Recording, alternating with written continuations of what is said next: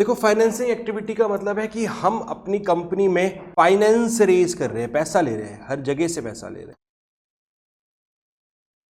अभी कैसे आ सकता है, सुनो, देखो किसी भी एक्टिविटी की बात करेंगे तो उसके आउटफ्लोज भी होंगे और इनफ्लोज भी होंगे।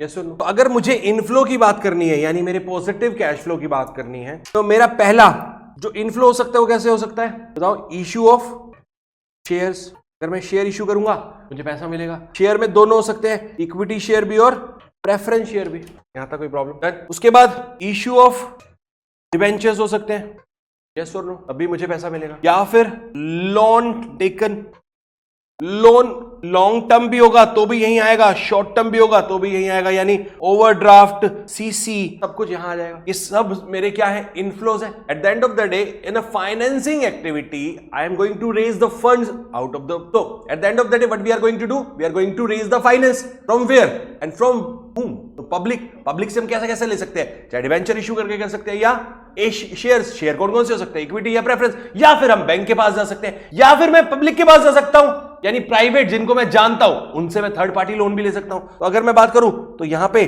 थर्ड पार्टी भी आ जाना चाहिए फिर तो। और कॉर्पोरेट्स के लिए थर्ड पार्टी जनरली होती नहीं है, फिर भी मैं लिख देता हूं, ठीक है? कंपनी को कोई थर्ड पार्टी लोन नहीं देता ऐसे, हाँ है ना? अब ये तो मेरे इनफ्लोज हो गए। अगर मुझे आउटफ्लोज की बात करनी है तो क्या हो सकते हैं बताना प्लीज? जो इक्विटी शेयर मैंने इश्यू किए थे उनको मैं बायबैक कर लूं, बायबैक ऑफ। दूसरा, redemption of preference share. Third, redemption of debenture. Fourth, loan repayment, दोनों के लिए, लॉन्ग टर्म के लिए भी और शॉर्ट टर्म के लिए भी। यस और नो? पक्का? चलो, और क्या हो सकता है बताओ अब? Interest paid, interest paid, dividend paid, dividend में इंटरिम डिविडेंड भी, और propose dividend of previous year. याद करो, नेट प्रॉफिट में जाके हम उसको क्या करते थे?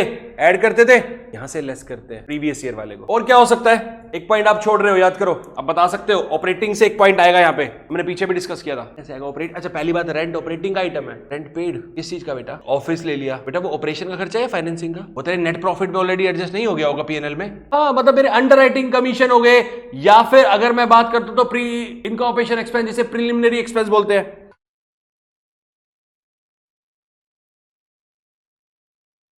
बस, इसके अलावा और क्या हो सकता है बता सकता है कोई हो सकता है इसके अलावा कुछ और? नहीं पता। इसका फिर से कोई फॉर्मेट नहीं है, कोई भी आइटम ऊपर डाल दो, कोई भी आइटम नीचे डाल दो। तो अगर हम इसको फॉर्मेट में डालेंगे तो कुछ इस तरीके से बन जाएगा ये, cash flow from financing activity,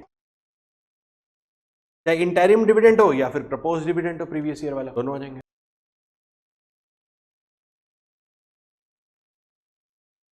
कैसे? इश्यू ऑफ शेयर्स, या इक्विटी शेयर कर लेते सीधा ही। Issue of preference shares, issue of debenture, bond, सब आ जाता है यहाँ पे। Loan taken, long term, short term, TC, OD के बाद ये सारे मेरे पॉजिटिव कैश फ्लोज हो गए। अब buyback of equity share, redemption of preference shares, redemption of debentures, interest payment, dividend payment, both interim and proposed previous year.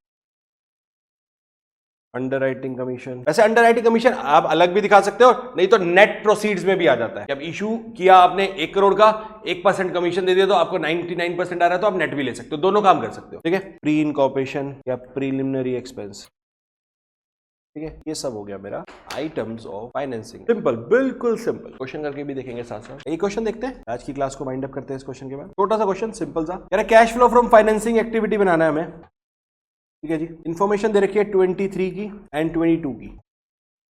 Equity share capital 12%, preference share capital and 14% debenture.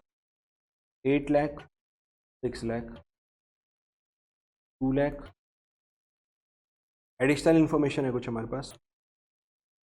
First कह रहा है equity share capital issued at premium of 15%, 12% preference share capital were redeemed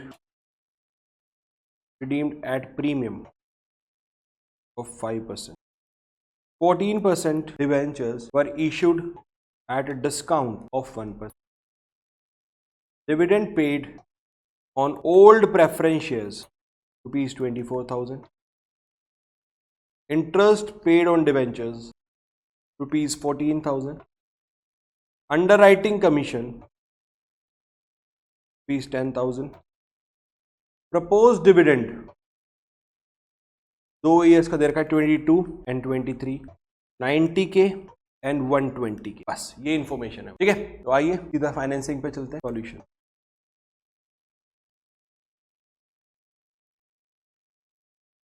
अब हमारे पास जो जो information है, देखो सबसे पहले तो issue of equity share capital से मुझे कितना पैसा आया, ये देखो issue of equity share capital. अब देखना मेरे को 6 से 8 हुआ है, यानी मैंने 2 लाख का किया था but at a premium of 15%. तो 2 लाख पे 15% एक्स्ट्रा आया होगा मुझे, यानी 2,30,000 माइनस मैंने क्या दिया है, अंडरराइटिंग कमीशन भी दिया 10,000, तो माइनस हो जाएगा 10,000. नेट करके दिखा दूं, मैं यहां लिख देता हूं नेट प्रोसीड्स.